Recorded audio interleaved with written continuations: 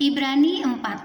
Hari perhentian yang disediakan Allah. Sebab itu baiklah kita waspada, supaya jangan ada seorang di antara kamu yang dianggap ketinggalan.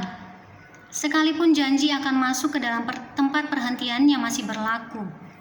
Karena kepada kita diberitakan juga kabar kesukaan sama seperti kepada mereka, tetapi firman pemberitaan itu tidak berguna bagi mereka, karena tidak bertumbuh bersama-sama oleh iman dengan mereka yang mendengarnya. Sebab kita yang beriman akan masuk ke tempat perhentian seperti yang ia katakan.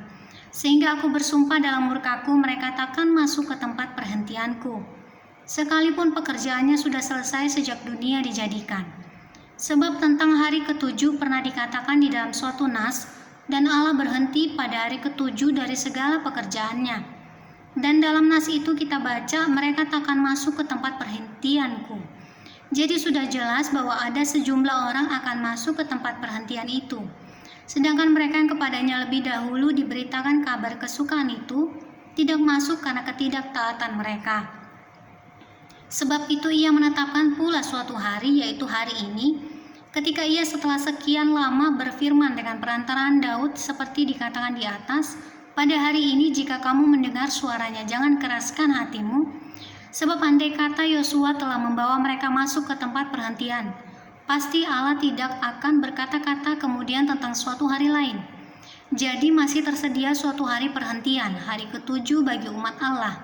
Sebab barang siapa telah masuk ke tempat perhentiannya, ia sendiri telah berhenti dari segala pekerjaannya, sama seperti Allah berhenti dari pekerjaannya.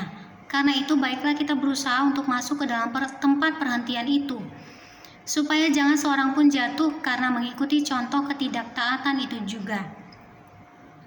Sebab firman Allah hidup dan kuat dan lebih tajam daripada pedang bermata dua manapun. Ia menusuk amat dalam sampai memisahkan jiwa dan roh, sendi-sendi dan sumsum. Ia sanggup membedakan pertimbangan dan pikiran hati kita, dan tidak ada suatu makhluk pun yang tersembunyi di hadapannya. Sebab segala sesuatu telanjang dan terbuka di depan mata Dia, yang kepadanya kita harus memberikan pertanggungan jawab. Yesus sebagai imam besar. Karena kita sekarang mempunyai imam besar agung yang telah melintasi semua langit, yaitu Yesus anak Allah, baiklah kita teguh berpegang pada pengakuan iman kita.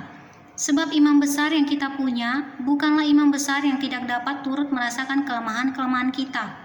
Sebaliknya sama dengan kita, ia telah dicobai hanya tidak berbuat dosa.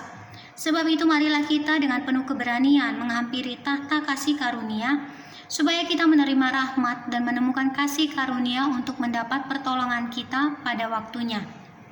Supaya kita menerima rahmat dan menemukan kasih karunia untuk mendapat pertolongan kita pada waktunya.